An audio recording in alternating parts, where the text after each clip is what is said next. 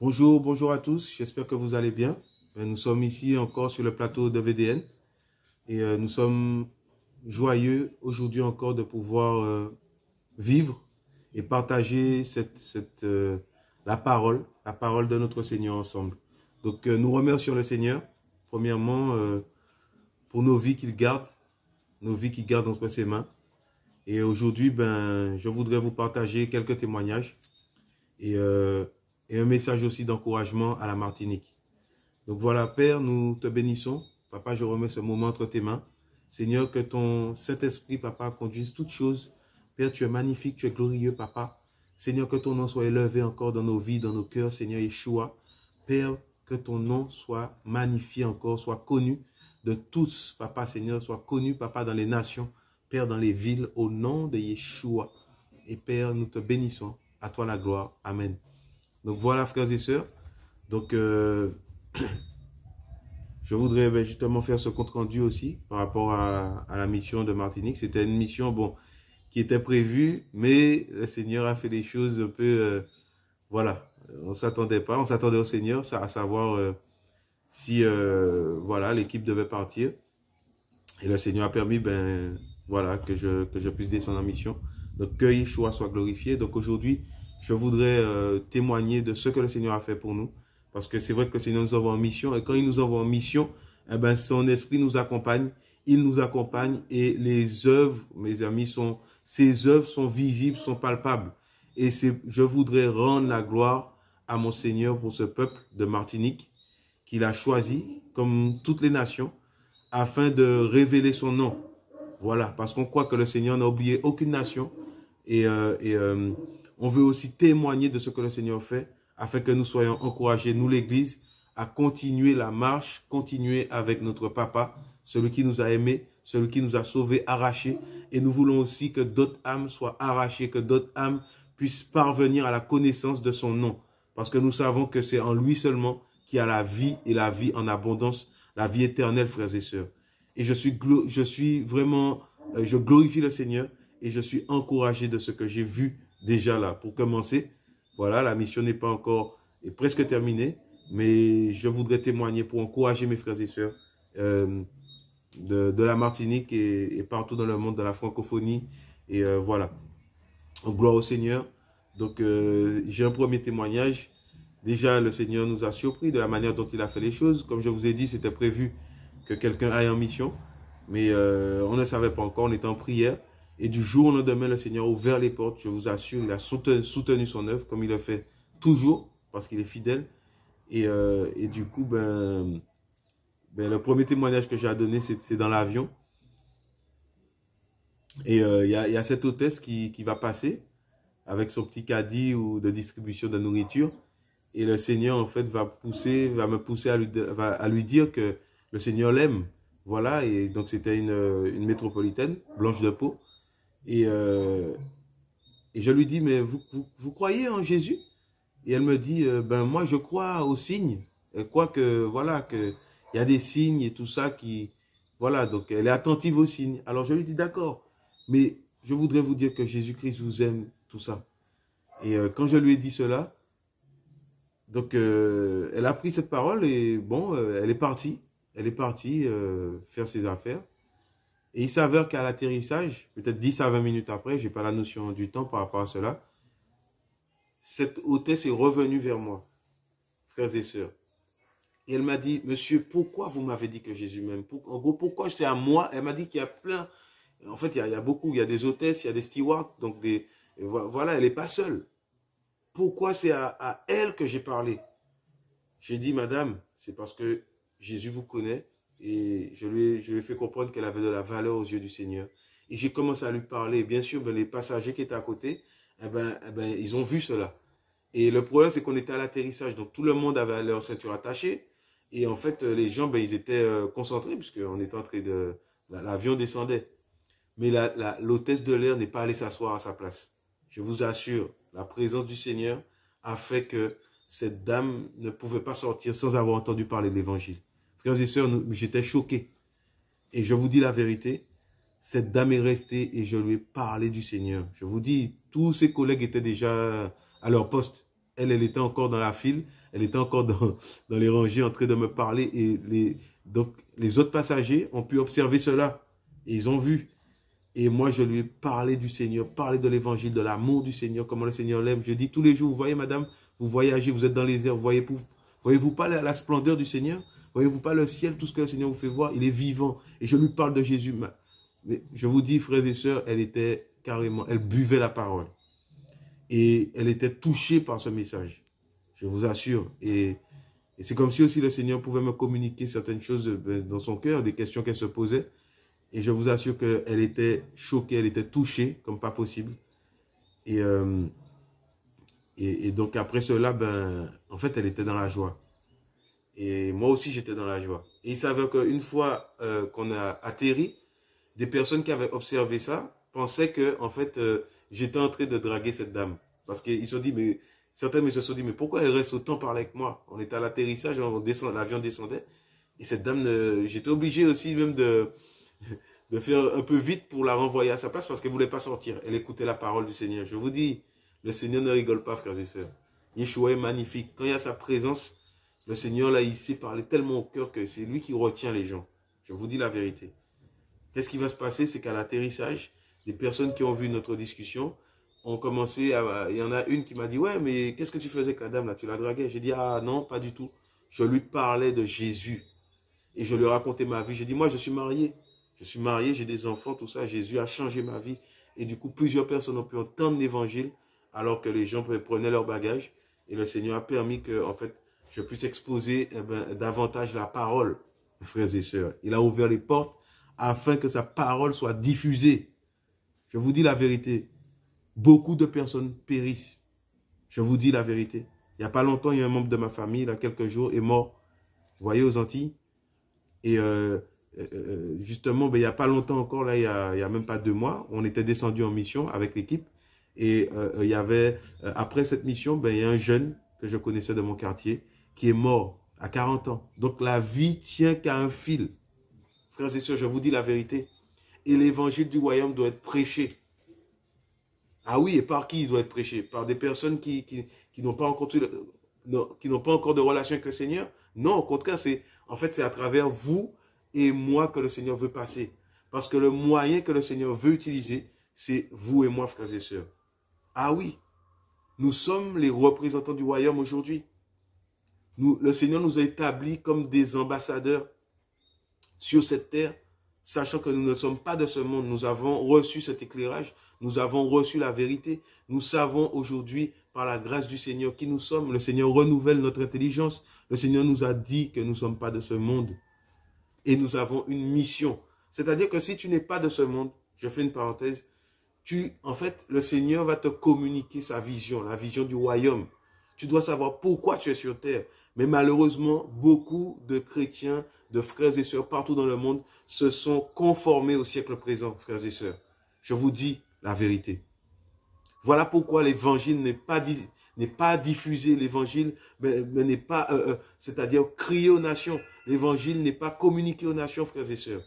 Et je vous assure que notre roi, notre Père qui doit revenir, il voit ces choses, il voit ses enfants endormis. Frères et sœurs, chaque jour, le Seigneur nous réveille.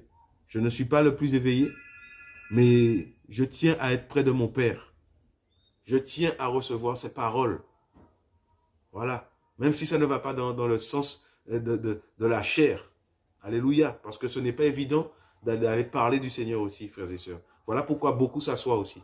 Et beaucoup prennent comme prétexte, non, il faut s'asseoir au pied du Seigneur. Oui, mais on va voir, justement, j'ai un verset, voilà, que je voudrais partager par rapport à cela. C'est possible de servir le Seigneur et de le craindre. Même en Martinique, frères et sœurs. Il y a cette atmosphère qui est très lourde. C'est sur toute la surface de la terre, notamment en Martinique, je vous assure, c'est pas évident. Et je parle aussi au peuple martiniquais, car je sais que c'est pas facile. Il y a beaucoup de sorcellerie, beaucoup d'attaques. Les démons, je vous assure, j'ai l'impression que le siège mes amis, des démons siègent ici, mais c'est des principautés, on le sait. C'est pas évident. Mes frères et sœurs, c'est possible de faire la volonté du Seigneur. Et quand on est assis au pied du Seigneur, on peut faire sa volonté. C'est à ce moment-là que nous trouvons la force, le pouvoir de faire sa volonté. Alléluia. Donc, je vais prendre un passage qui est souvent interprété de différentes manières, mais moi, je souhaiterais le faire avec ce que le Seigneur m'a communiqué encore ce matin pour encourager mon peuple, pour encourager mes frères et sœurs, au nom de Yeshua. Donc, je vais lire Luc 10 à partir du verset 39. Voilà. Même au verset 38. Voilà. Comme ils étaient en chemin, il entra dans un bourg. Et une femme, nommée Marthe ou Martha, le reçut dans sa maison. Elle avait une sœur nommée Marie, ou Myriam, qui se tenait assise aux pieds de Jésus, écoutait sa parole. Et Marthe était distraite par divers soins du ménage. Étant survenue, elle dit, « Seigneur, ne considères-tu point que ma sœur me laisse servir toute seule? Dis-lui donc qu'elle m'aide. » Et Jésus lui répondit, « Marthe, Marthe, tu te mets en peine et tu t'agites pour beaucoup de choses. Mais une seule est nécessaire, et Marie a choisi la bonne part qui ne lui sera point ôtée. » Frères et sœurs, ici, il y a eu beaucoup de personnes interprètent ce passage, mais moi je vais donner vraiment cette pensée que j'ai eue ce matin. Ici, on voit que Marthe était distraite par divers soins du ménage, vous voyez?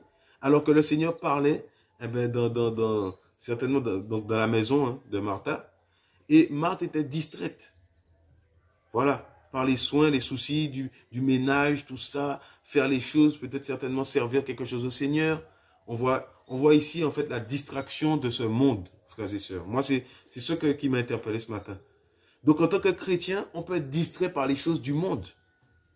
Frères et sœurs, on peut être distrait à tout va, à gauche, parce qu'on a tellement de choses à faire. On veut faire ci, on veut faire ça. Oui, on doit faire la vaisselle, tout ça. C'est une bonne chose, tout ça. C'est une bonne chose, ce sont de bonnes choses. Mais le problème, c'est qu'il y en avait une qui était nécessaire.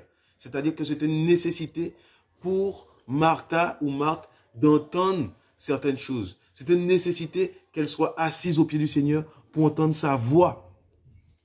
Frères et sœurs. Et malheureusement, elle ne l'était pas. Elle était distraite par beaucoup de choses. Comme aujourd'hui, beaucoup de personnes sont distraites, frères et sœurs. Et je parle ici des chrétiens. Beaucoup de personnes ayant le Seigneur de leur vie, de leur maison, sont distraites à faire plein de choses du monde. Or, n'oublions pas que le Seigneur nous dit que nous ne sommes pas de ce monde, frères et sœurs. Donc, nous devons nous recentrer sur le Seigneur. Comme Myriam, elle était assise pour entendre les paroles du Seigneur. Et beaucoup disent, oui, il faut s'asseoir, il faut s'asseoir. Non, le message aujourd'hui, là, c'est de dire qu'il faut s'asseoir au pied du Seigneur pour recevoir sa parole. Parce que sa parole aussi, ça produit la vie. Donc, si tu es au pied du Seigneur, tu vas recevoir sa parole pour pouvoir le servir selon lui, mes amis. Waouh! Parce que la parole du Seigneur vient délivrer et vient aussi produire du fruit dans le cœur des hommes. Elle vient aussi produire, comment vous dire, la parole dit que des fleuves d'eau vive couleront de ton sein. C'est-à-dire que en écoutant la parole du Seigneur, tu deviens aussi comme un conduit, un canal, afin que cette parole puisse aller jusqu'aux extrémités de la terre, selon la façon que le Seigneur permet. Frères et sœurs, mais aujourd'hui, les vannes de beaucoup de chrétiens sont fermées. Les vannes du cœur de beaucoup de chrétiens sont fermées. Frères et sœurs, qui t'a fermé les vannes de ton cœur? Qu'est-ce qui t'a empêché d'entendre cette parole qui doit produire la vie? Qu'est-ce qui t'a empêché d'entendre cette parole qui doit te faire parler à ton tour? Ah oui, parce que si tu entends la parole du Seigneur, c'est qu'il t'a parlé. Donc pour que quelqu'un entende sa parole, il va permettre aussi que tu parles. Frères et sœurs, c'est une grâce d'entendre la voix du Seigneur. C'est une grâce d'être assis au pied du Seigneur. Mais il faut qu'on comprenne pourquoi le Seigneur veut qu'on s'assoie à ses pieds. Est-ce que c'est pour rester assis chez soi toute la journée? Est-ce que c'est pour rester regarder les cocotiers pousser? Frères et sœurs, est-ce que c'est pour rester regarder les autres faire, les autres servir le Seigneur? Ah oui, il sert trop le Seigneur. Ah, il est trop bien ce serviteur. On l'aime beaucoup. Oh là là, on l'aime beaucoup. Hein. Ah non, mais là, il a fait une petite erreur. Oh là là, non. Non, mais là, il a dit tel mot. C'est pas écrit dans la Bible, ça. Tout ça, c'est bien. Mais toi, qu'est-ce que tu fais de cette parole? Qu'est-ce que tu fais de ces paroles que tu entends? Frères et sœurs, c'est terrible.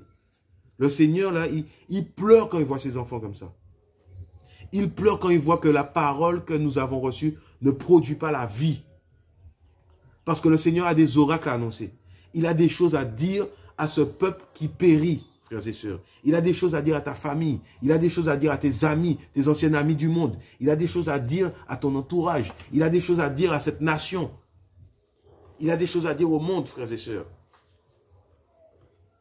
Si tu es envoyé dans ce monde, ce n'est pas pour rien. Si tu as choisi, beaucoup se demandent, mais pourquoi le Seigneur m'a choisi? Si le Seigneur t'a choisi, ce n'est pas pour rien, mon ami. C'est parce que tu as une mission. Et on va prendre un passage. Merci papa, merci Seigneur pour ta grâce. Dans 1 Pierre. Donc 1 Pierre. Voilà. Seigneur, merci papa.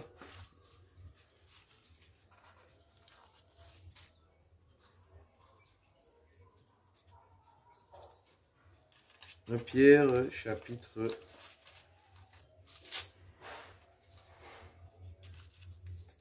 Alors,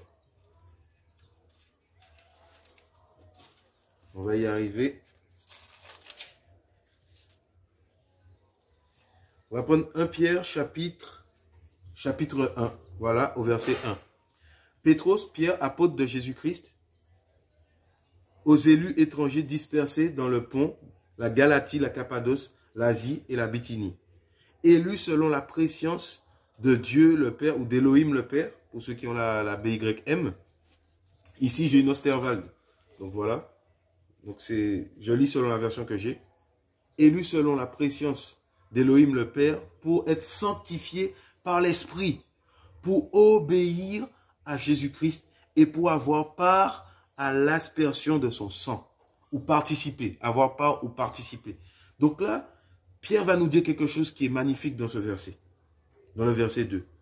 Le Seigneur va nous dire, Pierre va nous dire, voilà, le Seigneur va nous dire à travers Pierre, Pétros, que nous sommes élus selon la préscience du Père, d'Élohim, pour être sanctifiés. Toi qui te demandais pourquoi le Seigneur t'a choisi. Beaucoup se posent cette question. Mais Seigneur, pourquoi moi dans ma famille? Pourquoi tu m'as choisi? J'aimerais te dire que le Seigneur t'a choisi, la parole le dit, selon sa préscience, pour être sanctifié par l'Esprit. Et on sait que la sanctification, être sanctifié, c'est être mis à part, être consacré pour quelque chose. Ah oui. Parce que si le Seigneur consacre quelque chose, c'est pour qu'il puisse se servir de la chose. Je vous dis la vérité. Si le Seigneur nous a mis à part, c'est pour le servir. On voit que depuis l'histoire du peuple d'Israël à leur sortie d'Égypte, le Seigneur voulait que Pharaon les libère pour qu'ils puissent le servir dans le désert. Frères et sœurs, tu dois comprendre dans ta vie d'enfant du Seigneur ce à quoi le Seigneur t'appelle. Parce que tout le temps que tu ne comprends pas, eh ben c'est tout le temps que tu ne pourras pas marcher non plus dans ce que le Seigneur veut pour toi. Et tout le temps que tu ne marches pas dans ce que le Seigneur veut pour toi, tu ne seras pas, tu vas pas vivre de belles choses avec le Seigneur. Je ne parle pas d'ici du service selon la chair. Je parle ici vraiment de rentrer dans la volonté du Seigneur pour ta vie. Voilà. C'est important. Et il y a un homme du Seigneur, un frère dans la foi qui est déjà mort, qui disait que tout temps que le Seigneur ne travaillera pas avec toi, eh ben tu ne te sentiras pas. C'est comme si tu vas pas sentir la vie en toi. Voilà. Tu seras pas satisfait. C'est ce qu'il disait cette phrase.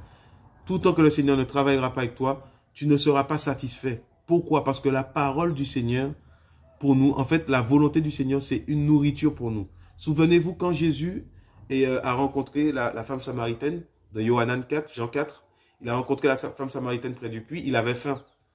Les disciples étaient allés lui chercher à manger. Mais qu'est-ce qui va se passer? C'est qu'entre-temps, il a annoncé la parole qui était en lui. La vie s'est manifestée auprès de cette femme. Voilà. Donc, le Père lui avait envoyé faire une mission en tant qu'homme. Et il avait rempli cette mission. Et quand les disciples sont revenus avec la nourriture, il a dit quoi? Il a dit, en fait, il n'avait plus faim. Pourquoi? Parce qu'il a dit que faire la volonté de son Père, c'est une nourriture, frères et sœurs. Ah oui. Voilà pourquoi beaucoup de chrétiens se sentent fades. Parce qu'ils ont délaissé la volonté du Seigneur. Ils ont écouté des choses, ils ont ouvert leurs oreilles à beaucoup de choses. Et au final, eh ben, ils n'ont pas ouvert les oreilles au Seigneur. Vous voyez, ils ont été distraits, comme on a vu pour Martha, par beaucoup de choses. Par des hommes, ça peut être même par des chrétiens. Ils ont été distraits en regardant leur vie, mais ils ne sont plus restés au pied du Seigneur par rapport à leur relation, par rapport à ce que le Seigneur voulait faire d'eux-mêmes. Voilà. Et on voit que Pétros, Pierre, ici nous dit, élu selon la préscience d'Élohim le Père, pour être sanctifié par l'Esprit. En gros, pour être mis à part par l'Esprit, pour faire quoi? Pour obéir à Yahushua, frères et sœurs. Pour l'obéissance. Et ce passage m'a beaucoup marqué. J'ai dit, wow, Seigneur, en fait, on a été mis à part pour toi, pour t'obéir, frères et sœurs. C'est ça la parole. C'est ce que le Seigneur veut. Donc, quand nous sommes assis au pied du Seigneur, on reçoit sa parole. Et sa parole nous purifie, nous lave, nous sanctifie.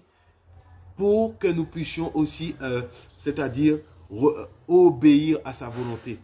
Faire ce que lui, il a prévu. Et on va voir, on va continuer dans ce passage. Il va dire, pour obéir à Yeshua et pour avoir part à l'aspersion de son sang. Et en fait, ou ici, c'est participer. Voilà.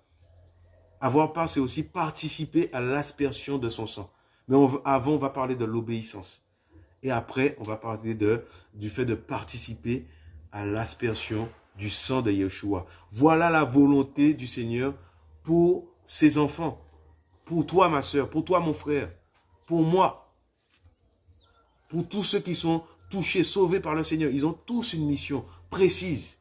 Et cette mission se reçoit, eh ben, c'est-à-dire dans la présence du Seigneur, frères et sœurs. Et ce message que j'avais d'encouragement aujourd'hui, le Seigneur conduit les choses comme il veut, je voulais témoigner, mais je sens qu'il faut en parler de ces choses. Le message que le Seigneur vraiment m'a mis dans mon cœur, c'est de te dire, toi qui habites en Martinique, frères et sœurs de Martinique, il y a du travail. Parce que la moisson est prête, je vous dis la vérité. La moisson est là.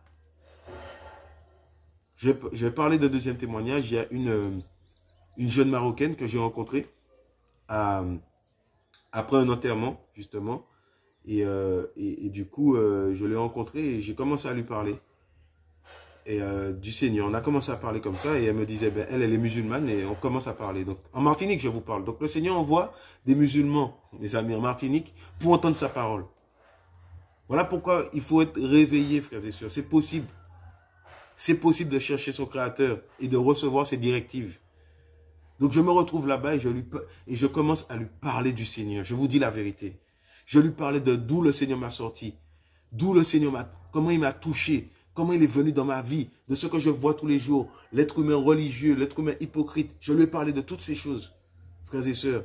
Je lui ai pas dit que je lui ai dit que j'étais pas quelqu'un qui était, voilà, hein, j'étais pas un saint hein, avant. Je lui ai parlé un peu de mon passé et je lui ai parlé aussi de mon présent, de ce que je vis avec notre papa d'amour. Pourquoi? Parce que ces choses-là doivent être dans nos cœurs, frères et sœurs. Si tu as reçu ce Créateur, je vous dis, quand je lui parlais là, mon cœur, waouh, j'avais envie de pleurer. Frères et sœurs. Il y avait un tel amour du Seigneur, une telle présence du Seigneur pour cette jeune femme. Je vous dis la vérité, on était au milieu de beaucoup de personnes, parce que c'était une journée, c'était une soirée où les gens étaient en deuil. Elle a commencé à pleurer, frères et sœurs.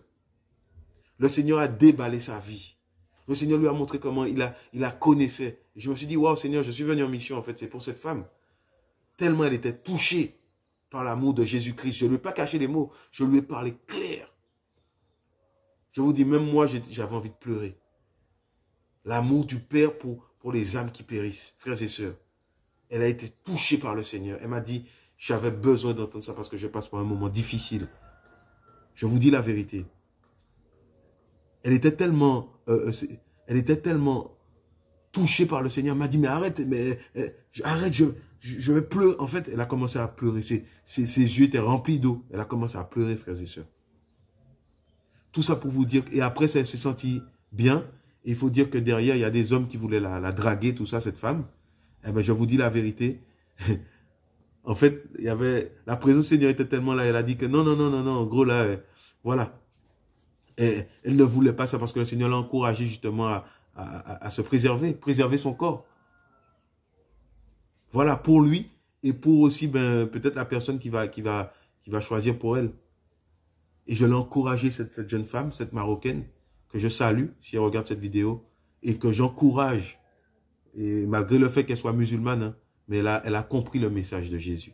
Elle a entendu les paroles de Jésus. Ces paroles lui ont transpercé le cœur, mes amis. Et même moi, dans le même instant, là, ça a transpercé mon cœur aussi. Parce qu'il est glorieux. Il sait comment parler à ses enfants. Je vais vous donner encore un autre témoignage, par la grâce du Seigneur. Voilà, quand j'étais allé faire quelque chose de banal, de la vie, vous voyez. Des fois, il n'y a pas de problème, on peut faire des choses de la vie, tout ça, mais il ne faut pas oublier que le Seigneur aussi veut nous conduire. Et en faisant ce que j'allais acheter quelque chose, et en allant acheter quelque chose, donc j'avais mon programme, le Seigneur en fait me met dans la pensée qu'il faut passer dans une cité qui était compliquée. Frères et sœurs, pour ceux qui connaissent un peu la Martinique, il y a une cité au Lamentin qui est compliquée, même les gendarmes, ils ont du mal à rentrer là-bas. Et je me suis dit, Seigneur, waouh, si je vais là-bas, en fait, c'est pour le Seigneur seulement qu'on peut faire ces choses-là. C'est pas possible. Humainement, il y a la peur qui te monte au ventre, tout ça, là, tu vas pas vouloir y aller. Et je passe un grand bonjour aux habitants de Foracho-Lamentin, parce que le Seigneur vous aime. C'est un quartier qui est difficile, c'est un quartier où la violence, je connais ce quartier depuis tout jeune, parce que j'étais allé au lycée dans cette ville. Tout ça pour vous dire que le Seigneur, il n'y a pas de frontières pour le Seigneur.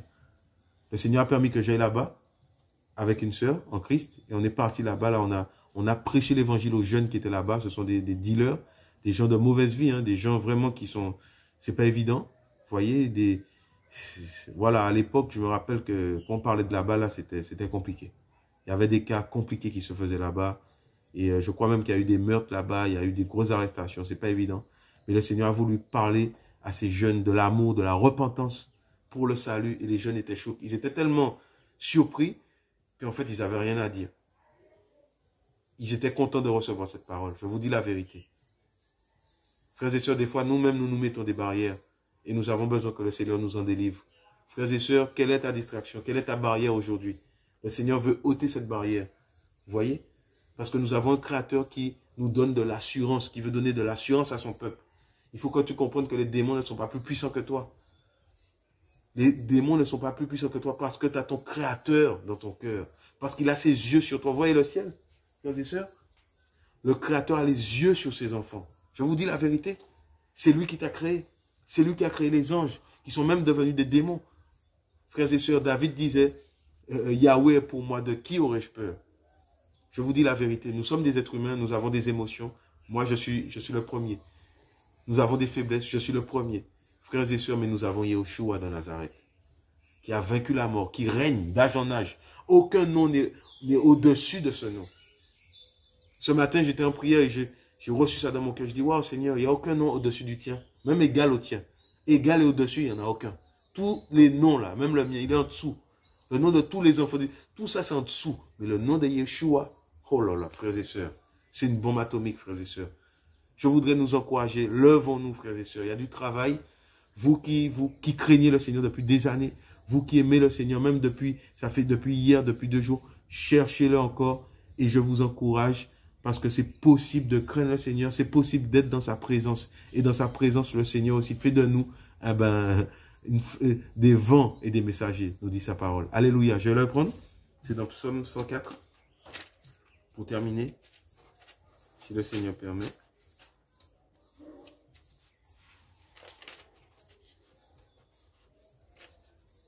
Alléluia. Merci Seigneur.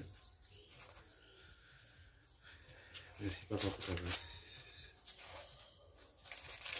Donc c'est le psaume 104 Teilim, pour ceux qui ont la version de la BYM, que nous aimons beaucoup. Nous aimons beaucoup cette version.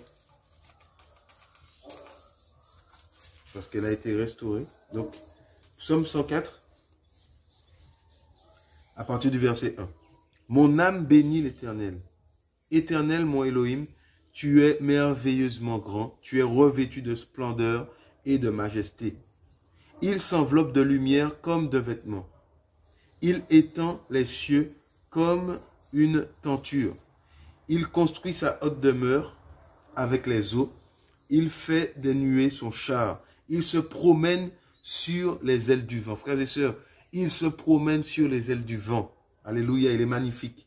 Je vais répéter ce verset parce qu'il est glorieux. Il s'enveloppe de lumière comme de vêtements. Il étend les cieux comme une tenture. Il construit sa haute demeure avec les eaux. Il fait des nuées son char. Et donc, il se promène sur les ailes du vent. Il fait des vents ses messagers, des flammes de feu ses serviteurs. Oh là là, frères et sœurs. Le Seigneur fait des vents ses messagers, des flammes de feu ses serviteurs. Frères et sœurs, le Seigneur fait de toi un vent. Le Seigneur fait de toi une flamme de feu pour cette génération. Ah oui, dans cette génération, un enfant du Seigneur là doit laisser des traces, frères et sœurs. Parce qu'il est une flamme de feu, il est un vent. Et un vent, eh ben, ça produit des dégâts, frères et sœurs, dans l'esprit. Un vent, ça renverse des forteresses. Un feu, là, ça consume, eh ben, ça consume des champs, frères et sœurs. Ça consume des forêts. Et comme on le sait, ce monde, c'est comme une forêt, frères et sœurs. Il y a beaucoup de choses qui nuisent à l'âme des hommes, aux âmes du Seigneur.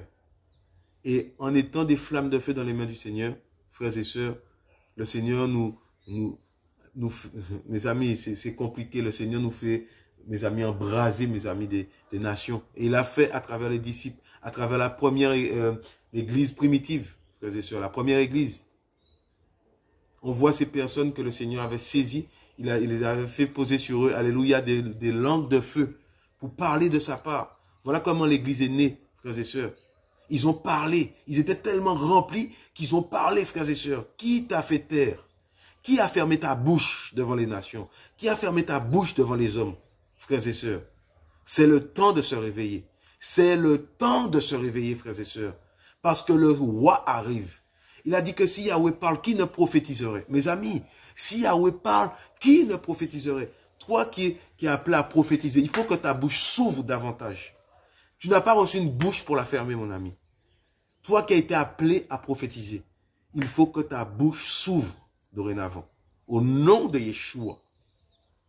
Parce que les temps sont mauvais. Et le Seigneur a des choses à annoncer aux nations, à annoncer à son peuple, à annoncer à ta famille. Frères et sœurs, c'est le temps de chercher son Créateur. C'est le temps. Parce que celui qui le cherche, le trouve. C'est le temps de chercher son Créateur. Frères et sœurs, nous sommes à la fin des temps. Je ne sais pas si vous le voyez comme moi. Hier, j'étais assis et, dans une ville de Martinique et j'étais dégoûté. J'étais dégoûté de ce monde. J'ai dit, mais Seigneur, c'est pas possible. J'avais comme un dégoût et je crois que c'est le Seigneur qui me l'a mis. Parce que j'ai vu le mal, je voyais, il y a beaucoup de sorcellerie qui s'est fait dernièrement dans mon quartier de manière visible, hein, dans le quartier où je suis. Et j'ai vu ces choses, j'ai entendu ces choses et j'étais vraiment dégoûté. Parce que j'ai vu comment l'homme est attaché au mal.